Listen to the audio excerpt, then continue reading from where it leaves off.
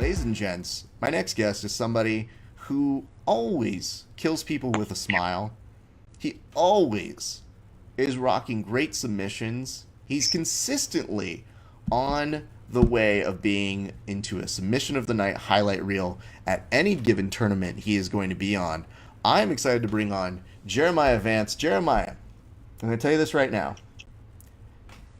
I am always excited to see you. I can see you now, my man. I'm always excited to see you compete for a number of reasons.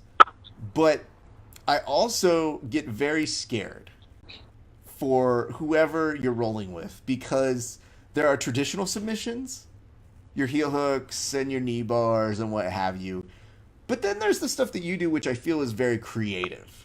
And then I think to myself, like, would I even know to tap if, like, my knee is coming all the way back behind my head? Yeah, Bob. And I get legitimately concerned for those people who you roll against, sir. So what is your response to that? Are you asking if I'm concerned about them? I'm usually just trying to kill them, man. I don't think you need to be super concerned. I'm just saying, do you understand the perspective of somebody who says, I like my head where it is, and I like my knee down there. I would prefer they stay in two separate spots. Yeah. Jeremiah, I hear that. Well, first of all, let's ask how you're doing. How are you doing today, sir? Yeah, I'm doing pretty good. I just got done eating right now, so I feel like taking a nap damn near. That's Not probably, this moment, but after this interview, I'm taking a nap. much better. What a great way to promote this interview, by the way, being like, oh man, I'm so excited I could take a nap. I want to make sure this is very clear. You have always been the kindest to me. You are always somebody who's got a great attitude. You're super chill. And one of the nicest things that I saw when you had your match for Subversiv is that you had a match against Noah Tillis, who, when he messaged me, and Noah Tillis is a friend, he's like, yeah, I'm going up against your pal, Jeremiah. And I was like, you're both my friend. Like, He's I'm a happy tough for guy, both of man. you. And he was tough. You guys had a really solid match. And I want to ask you a little bit about that match. But first, I want to ask, when he walked out to the Stone Cold Steve Austin theme song, were you at all, like, a little bit like, damn, that's pretty cool? To be honest, I don't even know I'm not familiar with the Stone Cold Steve Austin song. But when I rewatched it on Flow Grappling, the commentator was like, "Oh shit, he's coming out to the Stone Cold song." I'm like, "Oh damn, that's a good one." You know? Because I wonder, I'm like, I was gonna come out to Why Can't We Be Friends? You know? well, I can tell you why we couldn't be friends if we were competing against each other for a number of reasons. I just like the fact that, Noah's a gamer. He's also a very solid black belt, does gi and no gi. He's always been a very nice individual. But I did notice that when you guys had a match, I said, I don't know how I see that going necessarily because you guys have two very different styles. So tell me a little bit Yeah. about how the match went in your recollection. So right off the bat, I noticed that he didn't have a rash guard on, you know. So I was like, shit.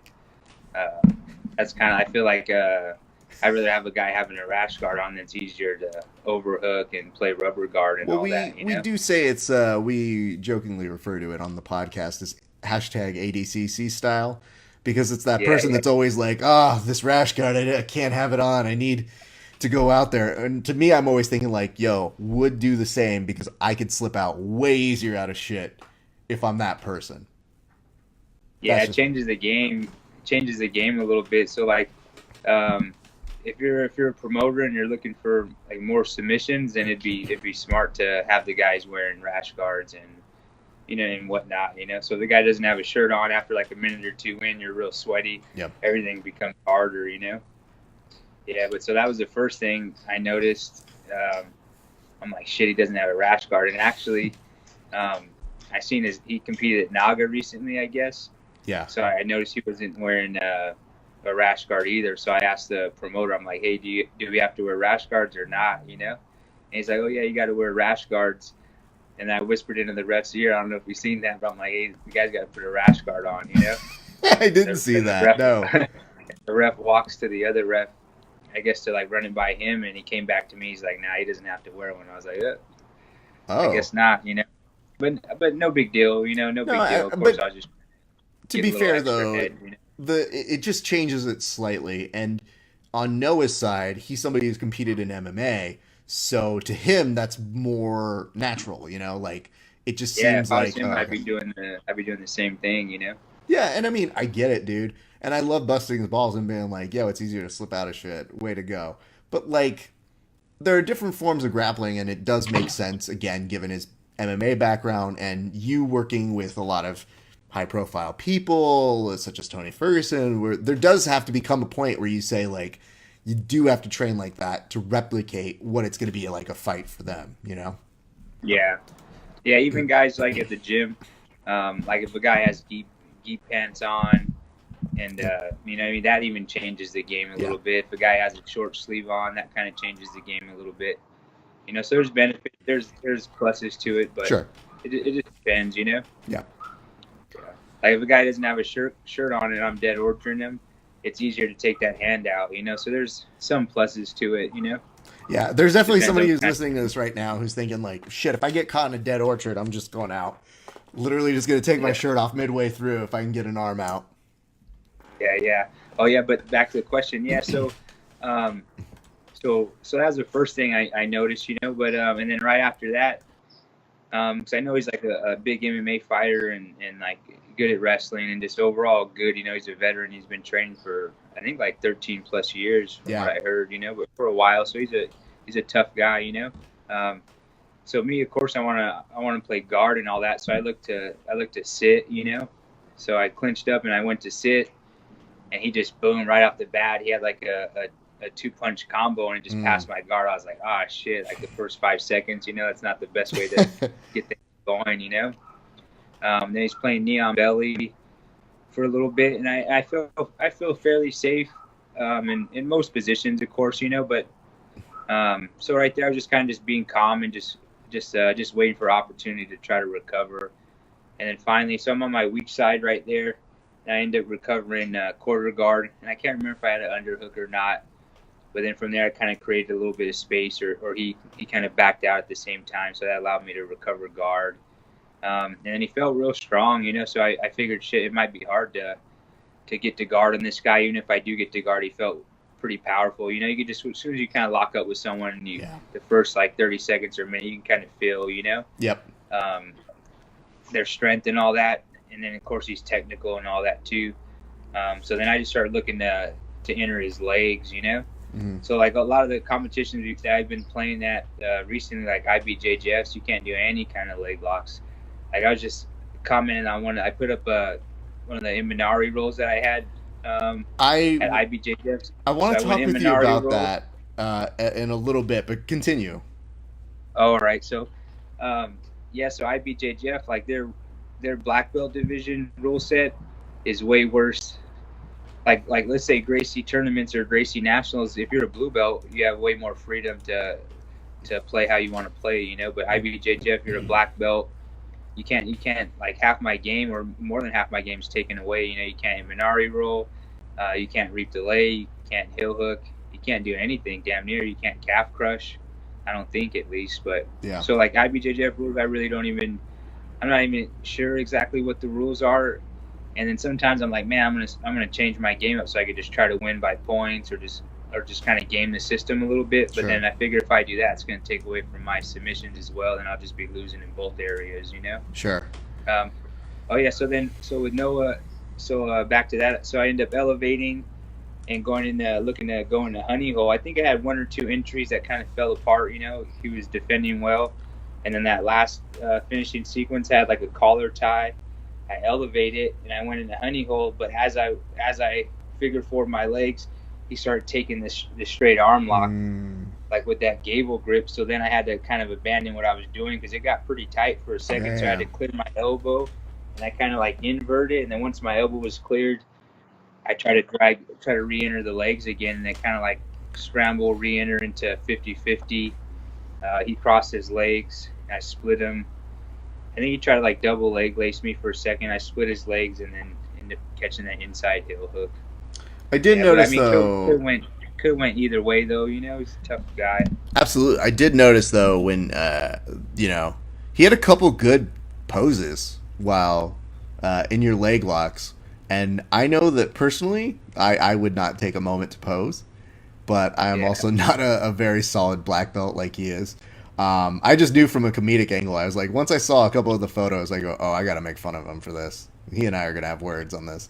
But I love the fact that, like, when you were starting your leg attacks, he did prove very adept at recognizing where that trouble was coming from. And so at the very beginning, he was doing some really solid things that I thought to work the escapes. But the hardest part about it is I feel like it's such a low percentage in terms of allowing your escapes to happen just with split seconds of delays. Because I noticed in a couple moments where I was like, damn, dude, I think he needs to work on the escape here. And he didn't take advantage of those moments. I was like, oh, shit, yeah, you can't do that with somebody like you, You're going to have those advantages real quick. Yeah, so, like, he was at one point, I had kind of like a far hip, like honey hole kind of thing going on. And I was like almost under his heel, but he was real good at tucking his heel. So he's real familiar with the positions, Yeah. And like where his ankle or foot placement is and all that. So he knows what's going on. And then with leg battles, there's like a few different ways to play it.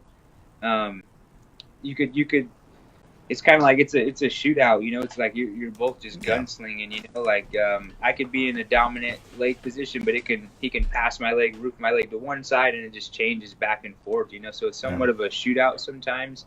But you can either stay in the fire and shoot back, or you can just completely disengage, But I think like sometimes just running away and disengaging makes it tough. Like a lot of guys with Eddie Cummings, just completely disengage. Yeah. You know what I mean? And then it's easier for the person on offense. So then they just keep taking shots till one lands. But sometimes I think when you attack back or counter attack, then it makes it harder for guys to work their game. Sure. Sure.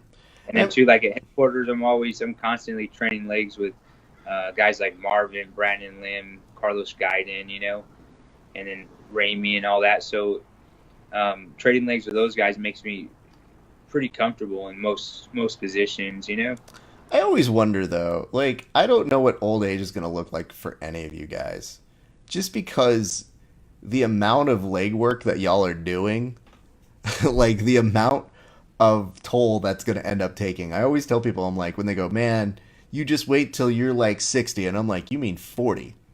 Yeah. Like, dog, I'm gonna have a hard time walking in 10 years. That's why half the time I'm always trying to like study your guys' stuff, because I'm thinking to myself, I'm like, listen, if somebody's trying to heel hook me when I turn 42, it's gonna not go very well. It's not like I'm gonna be on the sidelines being like, ooh, cool, I'm gonna rest this and I'll be back in 2 weeks, guys, no big deal. It's always like, whenever I see somebody attacking the legs, I'm like, nah, you gotta play smart and savvy and really understand the beast of the game. But those guys are no slouches, so that's really good. I really like the idea. So again, when you end up finishing though, did you kind of see that as the way you were going to finish? Or did it kind of like meet the expectation of how you saw that match kind of finalized? To be honest, like for before a match, I'm never like, oh, I'm for sure I'm going to beat this guy. I'm always like, it's weird. I don't know if that's a good thing or a bad thing, but some guys got like super crazy confidence. I guess they're like, oh, there's no way I'm losing this guy. I'm going to crush this guy, But for me, I'm always thinking like, shit, this guy's training hard just like I'm training hard. Like anything could happen, I mean, you never know. Even it can go either way, But so me, I'm always, I don't know. I just figure like I'm pretty tough to kill, I feel like. And then eventually, I feel like, especially like sub only, I feel like IBJJF is a whole nother game. You know what I mean? Like it's easy to disengage and all that. Even like fight to win, it's sub only, but at the same time, it can go to the decision, So I think EBI rules are going to be the best. Like my opinion, for one-on-one matches or like super matches, it's either a 15 or 20-minute round and then unlimited EBI overtime. That'd be the best scenario, But for this, or what was the question again? I forget. No, I was just asking, a lot of people do try to visualize, and there's a lot of talk about trying to see what it is in your head. And obviously, not everything goes according to plan, but when you get to your sort of level, you do know what you're good at and what you tend to be able to see, like, no, this is my wheelhouse. I see myself being able to pull this off. So I'm just curious if that's something when you are game planning or you are putting things together, because you're clearly studying other people as well as you're doing it, if it kind of meets that expectation as you're kind of finishing. Yeah, so I like to have like the first engagement, the first sequence already like kind of somewhat planned out, or know what I'm looking for. Mm-hmm. And then I have I like to put like maybe 3 or 4 different submissions in mind, and maybe 3 or 4 different positions that I'm looking for beforehand. Yeah. Just kind of have them in mind. I'm kind of generally looking for that. And of course, if something else comes up, then something else comes up. But sure. Of course, I'm trying to usually get to guard. If I can take guard, I'll take guard or overhook or any kind of leg entries. And if a guy wants to sit, then I'll try to pass. I'm not gonna sit if a guy sits. I'll usually look to pass too, because I feel like I got pretty good like pressure game, but I don't really wrestle all that much. So a lot of times I can't dictate if I'm gonna be on top or not. Sure. Yeah. Well, that's cool, dude. Okay, so let's get to this IBJJF thing, because, again, congratulations on your finish over there. I mean, you 100% are putting the Flow Grappling review highlight machine in business. So kudos to you for that, sir. What I'm going to do right now is I'm actually going to share on my screen, or see if I can share this with you, because I want you to it's a real quick clip. You put it up, so you're familiar with it. But there was something that just kind of didn't, I don't know that you could call it not sitting right with you, but it just seemed vaguely confusing. We had some people comment in our comment section, so I just kind of want to have you walk us through this.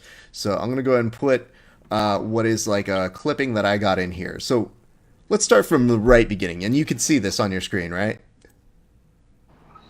No. If you go ahead and press your phone real quick, you should be able to say that it's going to accept something new.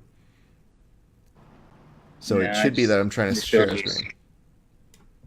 Yeah, no, I don't see that. All right, well, I'm going to walk you through what I'm seeing here, which is this simpleness.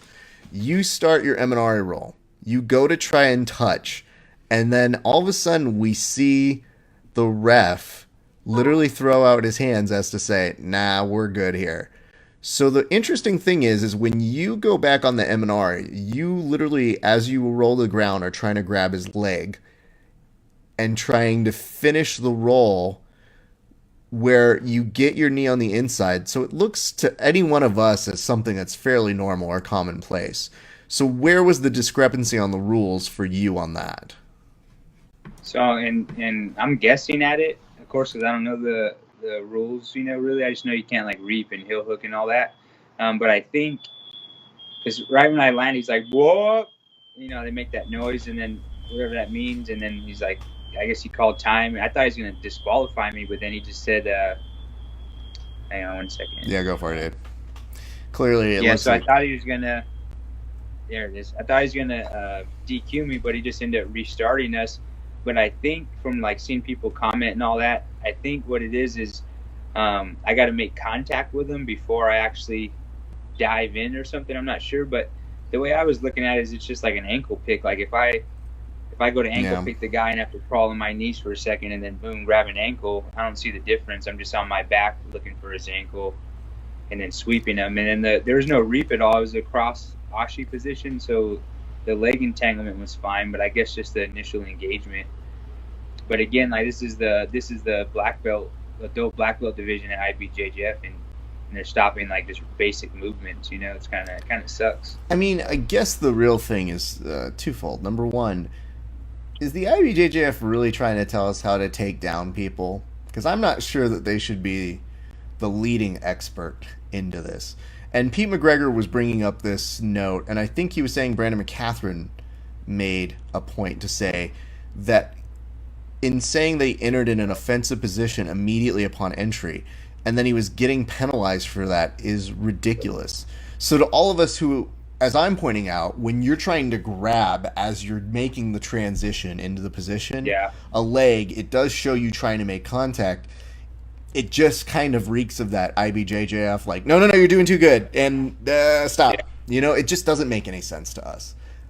I'm not sure. I'm not sure what it is. Like, I wonder how long those guys are going to be around. Like 5, 10 years from now. Like, I don't know. With their rule set, I think eventually they have to change. You know, I can't imagine them still being at the top of the food chain as far as like the number one non-invitational in the world. It's possible. Like 10 years. The hard part about it is I feel like IBJJF has prestige, and I feel like part of that is people buying into that. So that's part of it. And I feel like that's a perception that I don't know that you can change. Because when you have all these legends who have these medals, and you think to yourself, I want to be like them. I want to have that medal. There's a little built-in thing there. The thing that complicates it, though, is when you hear that they're going to charge every belt, and I don't know the accuracy of this, but every belt to compete and have dues and that sort of a thing, where it used to just be black belts, then it became black belts and brown belts, and now it's black belts, brown belts, and purple belts. And you just think to yourself, well, if you're somebody who's maybe not interested in those medals to be like a buchecha, what's going to stop you from going to a local tournament and just saying, like, I'd rather just turn in a performance here because I'm just trying to grapple and get better. So I think there's a real fear from the IBJJF to maintain their traditional dominance in that way. But I feel like that resistance is going to keep them from evolving and potentially lose them some people. The one thing that I would say that makes me a little nervous is you have organizations like the NFL where people are now criticizing them for being too soft when they tackle somebody because they're saying, the rules are watered down. Watching the Steelers. Yeah, so not to cut you off. I was watching the Steelers game last night with my cousin, and I guess he's saying, like, there's a new rule. You can't even really tackle the quarterback, or you got to, like, lay him down softly or something. Yeah.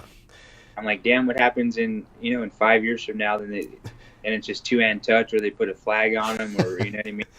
Like, eventually, if it's going in that direction, it's just going to get progressively worse. I just think a lot of it came from a Clay Matthews set of plays that have happened within the past few weeks, where people felt especially outraged, where it's like, I didn't see what other people might see, or that doesn't seem to make sense.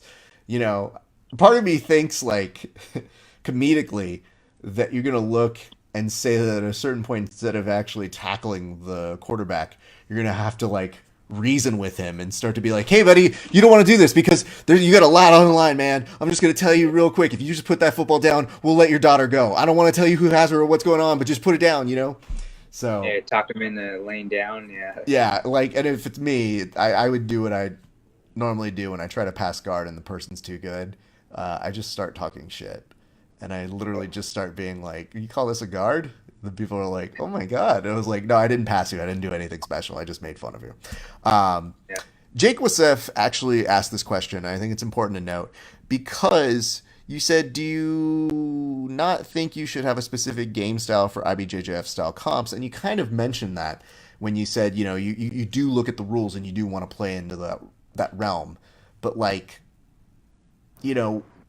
having said that, especially with your experience recently with that Eminari role, is that something you take forward, or do you even go back to trying to do an IBJJF in the future? 1 second. I think am I still on here? I think I might have lost you. No, you're on. All right. So you're saying say that one more time? Yeah, of course, I got you, man. My question is, like, given the way that you had that last result, is competing at IBJJF even something that interests you still? Yeah, of course. Like, so, like, kind of like what you're saying earlier. The way I figure it is like, so like the best show to be on, right, is going to be, in my opinion, is going to be EBI, right? It's going to be sure. EBI because there's cash prize, of course, and a big cash prize, and it's on UFC Fight Pass. So that's like as good as it gets, right? And then, of course, like ADCC, they're on Flow Grappling and then cash prize. But so I think Fight Pass, as far as viewership, that's probably going to be the best thing to be on, and then it's going to be like anything that's on Flow Grappling and all that. And then after that, it's going to be just like local backyard boogie tournaments that offer cash prize or IBJJF, because I figure, especially like 10 Planet, a lot of the 10 Planet guys are really not too heavy on IBJJF, right? So I figure the more 10 Planet hits the podium at IBJJF, the better it is for us. You know what I mean? Because it's really not our rule set. But me, like, going in to IBJJF, I already know that's going to be the rule set that I don't like. You know? Yeah. Can't leg lock or heel hook, and then on top of it, you gotta pay all kinds of money to compete and all that. So what I really don't, there's two things I like about them, that they're pretty organized, right? And one thing I like about it is their weight classes. Once you weigh in, you jump right on the mat. So guys are pretty much your same exact weight. You know, it's not like a guy cuts 20 pounds. He's willing to do a little more damage to his body, and then he blows back up. Right.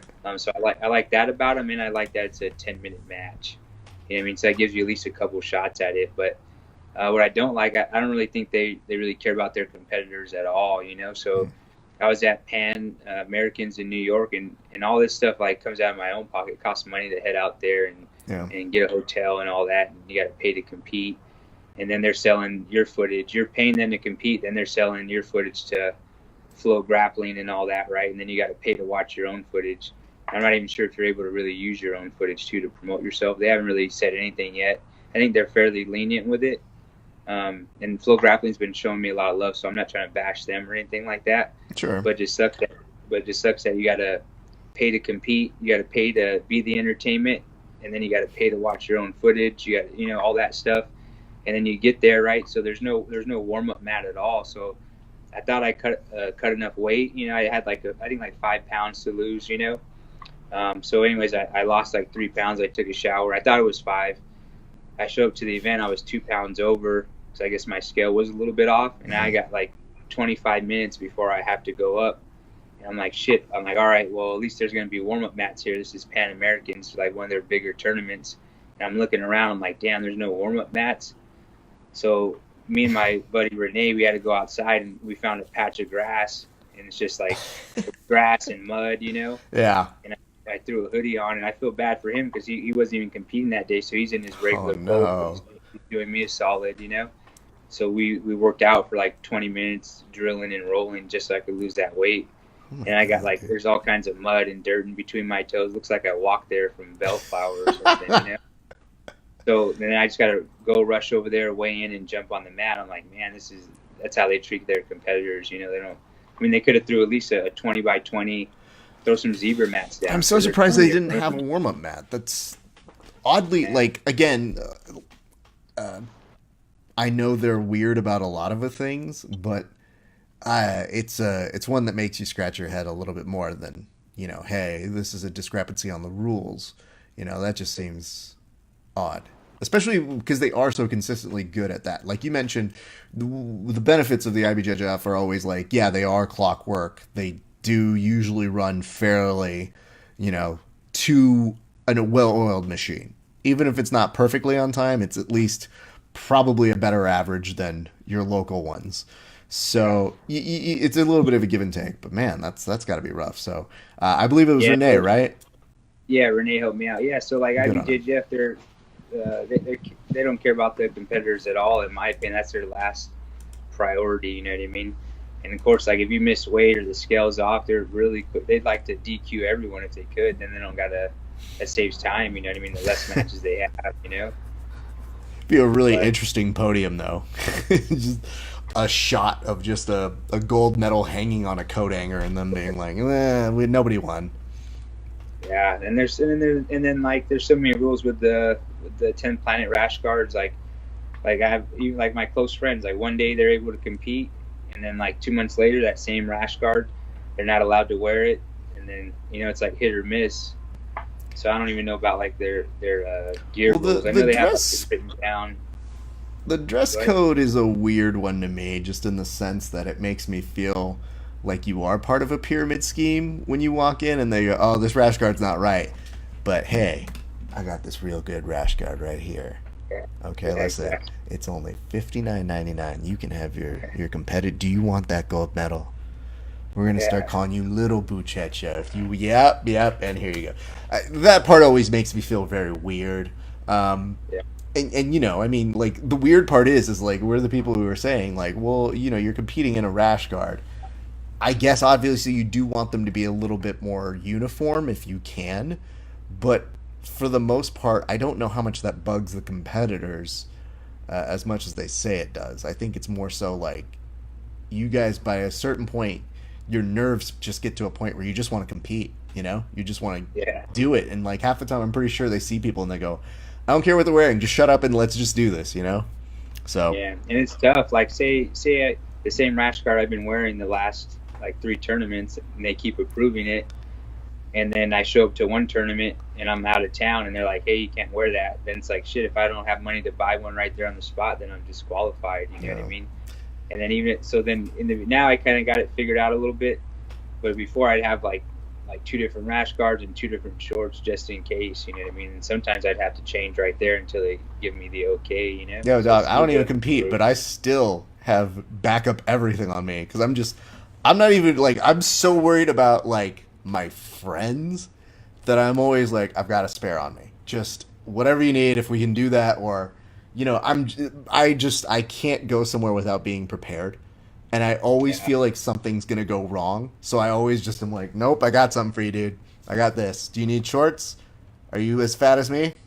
All right, here you go. So that's usually it. But Jeremiah, let's talk about a tournament that is coming up that I'm very excited about because our good friend Drew Maria is putting on a tournament over at 10th Planet Murrieta. And I thought it was interesting when they announced it because there's a big fascination right now with doing these team tournaments sort of vibes. And I'm a little confused as to how it is going to go, but I'd love to hear you describe what's going on. So you and Sergio Hernandez are essentially team captains here? Yeah. Okay. Yeah, so team captains, and as far as I know, I could have a couple details wrong, but it's going to be 3-on-3. Me and Sergio are team captains, and the total combined team weight is 470 pounds, right? So he gets to pick anyone he wants. He can have Eddie Cummings and Craig Jones on his team if he wants. You know, it doesn't have to be from your own gym, right? But so the 2 guys I picked are 10 Planet guys, you know. So it's going to be us versus them, 470-pound weight limit. It's going to be, I think, October 7th on Sunday. Mm-hmm. It's going to be, as far as I know, it's going to be kind of like Quintet style. Like it's going to be a 10-minute round, and if no one wins, then you're both out, and the winner stays on. So first team with 3 kills ends up winning $1,500. That's pretty good. This is the thing I really do appreciate about this format is that I feel it's reinvigorated interest in a completely different way. When I was watching Quintet 2, I literally got way more excited about a tournament that I've been in a while just because of the dynamic changing, you know, like seeing a person with such a weight difference and then saying, oh, they got to cut that time down by half now. Oh, now they've got to do this, and this person's got to stay in until they get in and out. Like, it made me way more interested in that. So when I knew Drew was putting together a team sort of event, in addition to, like, the open tournament he had, and having you guys be the showcase, I just thought that's really unique and cool. So do we know who those people are, or when does that get announced? Yeah, so I think they're going to release this week. I think they're going to release 1 guy from each team, and then the following week they're going to release another guy or the final guy from each team. Okay. And I just found out today who his 2 picks are. Oh, you did? I guess he also found out today. So I'll let you guys know 1 guy. So one guy that's going to be on my team. It's going to be or take a couple of guesses at it, man. I want to. What do you mean take a couple of guesses at this? This isn't a game show. I'm hosting this show. So for Sergio Hernandez, I was guessing. I'm like, oh, for sure he's going to have Barrett in there. Sure. Know? That's just kind of like my guess, you know, is because Barrett's a tough guy and he's always down to compete, and then there's money involved. So. But he doesn't have Barrett on his team. Interesting. I can tell you that. But so, anyways, I got Kevin Burbrick. That's my that's one of my 2 picks right there. That's a good, solid pick, man. Yeah, Kevin, he's solid, man. So I've been training with Kevin for a while now. When I was blue belt, he was a brown belt, and he helped me come up a lot. You know, I was always taking private lessons with him and all that. So now I get to compete with him. So I'm pumped. Dude, that's pretty dope. And I just saw, like, there was an Instagram story with him, And you know when you're kind of breezing through people's like Instagram stories and whatnot. I With that saw backbreaker. I saw that fool hit a backbreaker on somebody, Yeah. and I was like, I don't want any part of that. Like, Yeah. at what point are we doing jujitsu as friends, and you're gonna do that to me, Kevin? Friendship over, friend. Yeah, he hit me with I don't know if it was the last time I was out there, but one time he hit me with some kind of like I don't know if it's a camel clutch or what, but some kind of like backbreaker. Yeah, yeah, yeah. And the way he set it up, it was crazy. If he would actually like, had bad intentions, of course he doesn't. We're Yeah, training, yeah, yeah. but if it was like say UFC or like a competition where anything goes, he could have literally just broke my back in half. You know, So I he's think got a I lot saw of- him do a lot that of cool too. setups. It's similar Sig to. injury. I think I saw him do that one too because I think it's similar to the way like I've seen Jeff Glover set it up. Like years ago when we started the whole like WWE BJJ thing, we put up like a camel clutch video, and Glover I think put underneath it, "It's been done." And I just remember being like, "Listen, Glover, I understand, dude. You've seen it all." And I saw him set it up in like a different video, and I go, "That's pretty clean." Like he does it in that like kind of back mount way where he sneaks up his knees, and then instead of like putting the arms around the knees, he just kind of lifts up on that chin. And it's just like you said, if he's bad intentioned, no one's gonna lift with gentleness. It's gonna be like a fucking crank. So but I saw that backbreaker, and I thought two things. First thing was, in jiu-jitsu, I'm not trying to pick up anybody, and I understand there's a nice way of like he's using some kind of momentum to come up and bring the person onto his knee magically. But I was like, listen, half the time I get out of shit, it's all hurting. Like it's just like my own body is dying. So I'm like, oh man, I got out of this, but I'm dead for it. So, well, that's cool. I hope he finishes with that because I'm commentating that event. I don't know if we've even announced that to people, but Nice, I didn't know that. I will be. I have surprises too, sir. I will be commentating that event, and I'm very much looking forward to that. And you and Sergio Hernandez have had matches together already, correct? Yeah, we competed against each other once before. And Sergio's a real cool guy. He's a friend of mine, I first met him, I took his seminar in Vegas maybe a couple years ago. So he's got a real good style. I really like his style. He plays like that side rubber guard, and he's got a lot of – that's what I like about jiu-jitsu. Like straightforward jiu-jitsu is cool too, but I like the creative kind of jiu-jitsu, Like he does that I'm not even sure what it's called, but he plays like rubber side, puts his foot in your armpit. Yeah. And then takes like an arm bar. He has a few different submissions. He's called it, I think, or they've referred to it affectionately as Sergio guard. And it's funny because I remember at one of our tournaments, Eric was going up against him, and I was commentating that. And that Ultimate Mat Warrior, right? That one was for USSGL. And but there was also one that they did. There was the Ultimate Mat Warriors as well, and I was there for that one, and I was photographing. So I'm always doing something where I can't yell out something, And as a friend, you want to be able to do that. But if you're covering and you're a reporter, you really shouldn't be yelling out like, "Hey, Eric, he's looking real bad on his left side. Pass that way," So I really try not to do that. But I did do one thing with that as I was yelling out time because I figured time was a factual thing. It was like, you can't make up, like, he looks weak here. It's just like 5 minutes. But he was putting Eric in some bad spots, and Eric was able to win the first one. The second time, Eric had already been in Sergio guard, and it's just terrible. It's just, he has a really creative way of getting it, and right when you think he can't get it, he can. But the big takeaway I had was, as much as I wanted to yell things out and help him, I was like, I got nothing for you, dude. You're just stuck in this guard. Try not to die. Yeah, he's got an interesting style. And then that rubber guard, rash guard, he's actually the artist for that one. I don't know if you've seen it. Yeah, dude. And he's like a tattoo artist, right? Yeah, he's a tattoo artist, and he does like draws and all that too, So he's got a lot of cool stuff, Yeah, no, he's good people, and I'm very much excited to see you guys get that competition going. So, Kevin Berwick, you, and then we're gonna find out who he's got, but it's not Barrett Yoshida. So, if you're putting clues together, it's 3 and 3. There's only 3 more slots that we need to find out. That we'll hear. I may have heard who he's got on his team as well. and I think it will be a good match. I think people will be very excited to see uh, the type of matches y'all are going to bring. Yeah, it's gonna be a good match. And then, so the lineup, I think we're gonna pick the order the day of, So Ooh. we're not sure. So I may not even face him, or Yeah. you never know. So we're just gonna pick our three in order.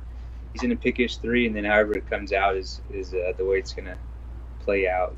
Well, that's awesome, dude. And I love, like I mentioned earlier, it's going to be an open tournament, white, blue, purple belts, and then you guys are going to be the showcase. So if you guys are out near 10th Planet Murrieta, you want to get some good competition. I believe it's only like $40 to compete. Yeah, $40. Like, And I think I got like 2 or 3 of my students too from 10th Planet Santa Barbara. sick. They're gonna compete as well, so that's gonna be neat. That's awesome, dude. And I always look forward to that because, we mentioned the IBJJF and is, traditionally and what they do, pristine and all that sort of stuff. I do love the fact when we see these other tournaments come up that give people who just might not want to pull the trigger or might not be interested in it. Like, it's low cost, really good competition, really run efficiently. So I'm very excited to see, some good faces out there competing. And then for the showcase, you do your thing and I'll do my thing. And, Yeah. We'll put on a good show for the people.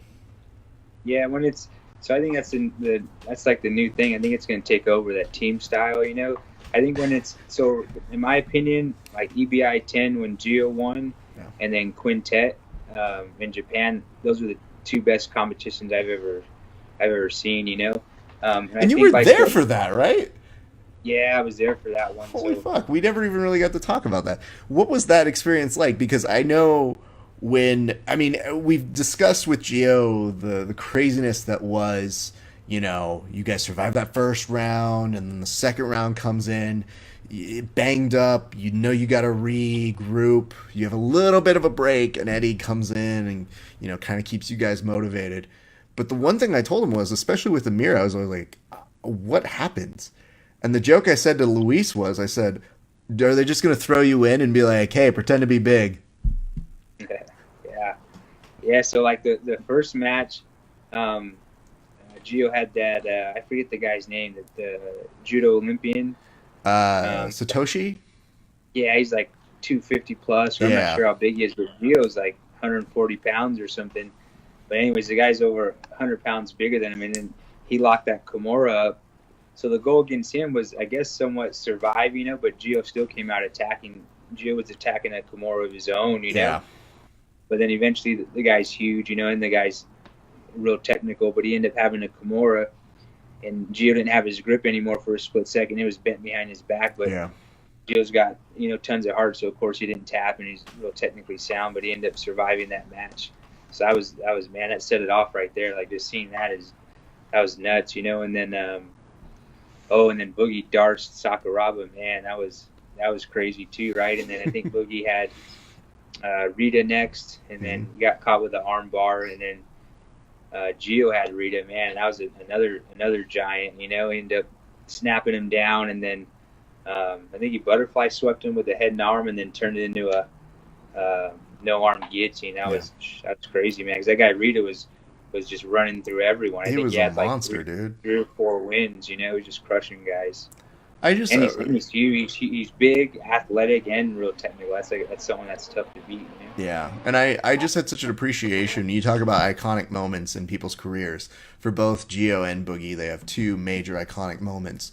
But that's not to overshadow the rest of the team, who everybody had to pull their weight. And I think that's what made it so entertaining, is that everybody got their time to shine. And I thought for myself, when I look at these events and you get excited about them as a fan, you're always looking for what's new, what's different. For this one in particular, you just got excited because you said it changes the way you watch and it changes the way you root for people, because you find yourself rooting for more than just one person at a time, Yeah, exactly. And if you're on the team too, it's like if it's a one-on-one match or something and you lose, it's like, all right, you let yourself down. But Sure. when your team's counting on you, I think you give it that little bit of extra. You really don't want to tab. You're gonna like really, really push the limits a lot more. Well, I think that's pretty cool that now you get to head up your own team. You get to rep for the 10th Planet banner. I think that'll be a lot of fun to watch. Jeremiah, what's coming up next for you, man? I know that it's October 7th That's going to be on a Sunday. It's the day after Conor McGregor and Khabib, so don't get too drunk, you guys. Okay, Yeah. drink Yeah, moderately. Yeah, you got Tony Ferguson versus Pettis that night too. So that's gonna be That's what I was going to ask you. Listen, I need to ask a question here. We've asked you about training with Tony before, and listen, I get it. Tony's amazing. He's super good. This video of him with that weight, with the bar and the 2 cylinders on the side. Have you seen this? No, which one? The bar and 2 cylinders. Okay, so he's got like a weightlifting bar. Okay. Yeah. But with the weightlifting bar, there's 2 like weighted cylinder or like column kind of things on the ends of it, and he's just kind of like moving it around. And the Strangle Squad had a meme that they made about it, that they said, yo, why does it look like Tony Ferguson got his dick stuck in an electrical socket? And I, first of all, can't stop laughing at that. But second of all, I don't know what it does. I don't know what the thought behind it is, and I wanted to see, maybe it's something I don't know. But I don't know if you can see this, but I'm going to put this right here. Go bring the phone down a little bit. Bring your phone down just a tiny bit.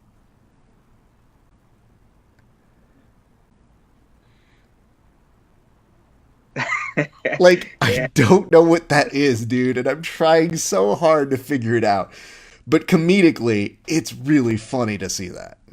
Yeah, but see the crazy thing, like Tony's got so his training's really unorthodox, you know. But that's like, I think that's what makes him tough, you know. He doesn't train like regular people, you know. He's got like his cardio and all that, and like just the unorthodox training that he's doing. I think it's gonna be tough for Pettis, you know what I mean? So I mean, there's truth behind the madness, though. You know, he's got something up his sleeve. Listen, dude, I'm just putting it out to you.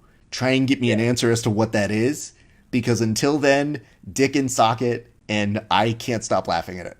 But if someone tells me it's got a real application, I had people who actually are trainers message me and said, first of all, this is very funny. Second of all, I can't figure out what it is. And I was like, you think I know what it is? I just know it's funny looking. I'm sure there's got to be some reason he's doing it, or it's just somebody doing like, hey, here's a dare, and he's just like, oh, we were just being funny. But if you ever give me an answer on that, I would very much appreciate it. So I'm training with him tonight at like 8:30, so I'm gonna ask him. So send me that video if you can. 100% send you the video. I just want to make sure that Tony knows I didn't make that video, but if he thinks it's funny, you can tell him I was definitely something I thought of, even though the Strangle Squad made it. Let's say this. All right, so October 7th, what else is coming up, man? After that, I think we got ADCC trials. Yes, sir. Oh, and then before that, I'm going out to Michigan. My buddy Randy Patino, he's got a MMA fight, so I'm going to help him out that week and do what I can, you know. But he's fighting, I think it's his third fight. He's already 2-0, and he's fighting out of Muskegon, Michigan. Very nice. So I'm going to do that, and then I think IBJJF Worlds is in December, and then we got ADCC East Coast Trials and West Coast Trials coming up as well. You know, and then hopefully I can get on Polaris or one of those tournaments. You know, get a good match. So I was supposed to. They were messaging me right after I got my black belt. They're like, hey, pencil it in for July. You know, the next Polaris coming up. I'm like, all right, I'm ready to go. You know, and then from there just kind of fell apart. I hit him back a few times, and they're like, "Oh, what weight are you again?" You know, so that kind of fell apart. But hopefully that comes up soon. You know. Well, and then I think on an invitational, I forgot about that. On an invitational in December. Nice. I think on it 10 or 11. I'm not too sure. And I don't have an opponent yet, but it's kind of like a rough date. You know. Okay. All right. I'm into that, dude. That's dope, man. I think you make a lot of sense for, especially Onna and Polaris. I mean, I'm sad you weren't on that card because you might have made it more interesting. Because last one was kind of woo. Anyway, that's not important. I just want to make it very clear. Yeah, and then with so that's the thing. Another reason why I'm competing at IBJJF so much is because it's a non-invitational. You know what I mean? Like. You can't force like another promotion to put you on, you know. Yeah. So until then, it's just trying to get as many highlights as I can, So that's another thing too. Like when I'm competing at IBJJF, of course, like winning gold, that'd be great, But me personally, I'd rather have like 1 or 2 highlight submissions than 10 wins by points or advantage. Yeah. For you know what I mean? Well, it's always fun whenever I see people sharing your submissions, man, because I always know the hard work you put in for it. I know you're a good guy. I know that you're always super cordial, and I feel like the attention that Flow Grappling gives you is well deserved. So kudos on that stuff, man. And I'm very much looking forward to... Appreciate those guys. Yeah, and I mean, I'm very much looking forward to getting to commentate one of your matches coming up because... or maybe multiple. I don't know what the order is. I don't know how it's going, but I know it'll be a lot of fun because you and Sergio both, you've had great matches before, but you guys have very funky and unique styles, and they say styles make matches. So getting to watch it is always fun, but getting to commentate that sort of thing is a true blast. And then when all that's said and done, when you get all that finished, you're the one who's trying to take a belt away from me from WWE BJJ, and I mean, we'll settle that after you do all those things. But I'm just trying to tell you, dude, I know you're creative, I know you're different. I really want to say as a friend, don't. Because I don't see it going well for you. Yeah. I'm gonna come out with that. Was it a leopard print leotard? Like was it a Superfly Jimmy Snuka? Yeah. I don't know if you saw, but there was an MMA fight the other day where some guy did like a double axe handle kind of like smash on his downed opponent, and they disqualified him. And I was like, this fool was willing to risk it all for that, and that really happened in a title fight. But yeah, no, I mean, it's funny. I'll have to contend with one Zach Mislaney first over the weekend, but I'm sure I'll make quick work of him. Anyway, Jeremiah, it's great talking with you. Is Zach out there with you right now? He's not with me right now. Dude, I've been trying to figure out where he is. When I was in Vegas, he just randomly messaged me, and it was just like, or no, I messaged him because I saw he was like, "Oh, I'm going to be here in Vegas," and I happened to be training there on a random Wednesday, and they go, "Oh, Zach's going to be teaching the class on Friday," and I messaged him, and I was like, "Are you for real out here?" And he goes, "Yeah." And I go, "I'll see you here." He's like, "What? Word? You out there?" And I was like, "Yeah." So we caught up for a little bit. He's a very cool guy. And I think he's coming out on, or because I know he was out here in Santa Barbara for a wedding and whatnot. For a day or two. I think he might have went back, but I think he's coming back on Thursday with Thor and the rest of the crew. Yeah, that man Thor and EBI. That's gonna be nuts, man. Thor's a beast. Man. Thor's a tough competitor, man. Thor is somebody. They asked me. They're like, you get asked every once in a while. You're like, have you trained with people who are competing it? And they're like, have you trained with Thor? And I was like, never. And they're like, would you? And I was like, no. I have very little to offer him other than a body that can maybe allow him to figure out how he's going to beat the shit out of somebody. But he's a strong, technical. Yeah, that's the thing. Whoever goes against him, like especially in competitions, like man, if he taps you, there's a good chance you're taking damage, even if you tap out. Like he's got the technique and power to put you away, So that's going to be exciting. I think I was yelling at him a couple times because I saw some of his workouts and I just go, nope. Yeah. Nah. And we got Kyle. Yeah, we got Kyle Bohm and the other Kyle from Kyle Chambers. Yeah. Kyle Chambers and Kyle Bohm. So that's going to be nice too, man. Those guys are both monsters. Be a good tournament, man. It's going to be them. Like I said, we just started by interviewing Steven Martinez on this episode. So he's in it. Felipe Fagolin, Dan Martinez. Like, you got a lot of people who... the nice thing about this one is I don't know well enough. Somebody asked if I had a prediction, and I was like, I don't know the uncertainty of Jiu-Jitsu plus. Like, it's one thing if it's just their Jiu-Jitsu game, and we might be familiar with it. But add that jiu-jitsu with the ability to open up with strikes or palm strikes or slaps. It does change things where you can't predict them the normal ways you've seen. You just got to see it. Yeah, I think too it's going to be a big part of it. I think is going to be like staying healthy for 4 matches back to back like that. That's going to be the toughest part. Like making not like popping any ribs or making sure you're fully hydrated to help avoid that. Yeah. But I think there's going to be a lot more damage done, So I think just being healthy enough to go 4 rounds is going to be the hard part. I think you might see the Datsusara commercial a few more times because if they're at all civil, they're going to give those guys some recovery time, and I told, I think it was Nick Honstein after the first combat jiu-jitsu match or tournament or little mini tournament. As I just remember asking him, I was like, so your reward for winning is more combat jiu-jitsu? And he was like, essentially.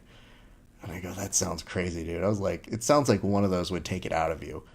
3 or 4 of those is a lot. 4 in one night is asking that person to not only be durable, but hopefully take as little damage as possible. So that's the other Yeah, it's part consideration. of it too. Yeah, winning matches without taking damage is going to be huge, and that's going to be part of the strategy, I'm sure too. Yeah. Hey, did you see that? Did you see that pump up or highlight where it's Chad George standing over the guy and just bam smacks the guy, and then it's like EBI, and then he smacks the guy again. They run it back, bam. You know, I did. That's a pretty good highlight, man. We have a nice article on Chad George that's going to be released at some point very soon, and it details kind of the behind the scenes nature of the very first match, and him and JM, and there's a whole bunch. I'm not even sure everybody knows like what those guys were particularly going through or what they were thinking, but it's Chad based, and I happen to know a little bit offhand from JM, and I very nicely asked JM. I was like, "Do you mind if I say a few things about that match?" And he's like, "Nah, dude." He's like, "I'm totally cool. Tell what you know," kind of a thing. And I was like, "Dope." So we're hoping to get that one out very soon. But that's not you, Jeremiah. I want to thank you so much for taking time out of your schedule, man. Like I said, you're just always nice, and I very much sincerely appreciate that. And I always look forward to seeing you compete next, man. So where can people follow you if they would like to follow you, sir? Instagram's probably the best. It's Jeremiah Vance 10. Yeah, so if you want to get a hold of me, that's probably the place to do it. Sick stuff, dude.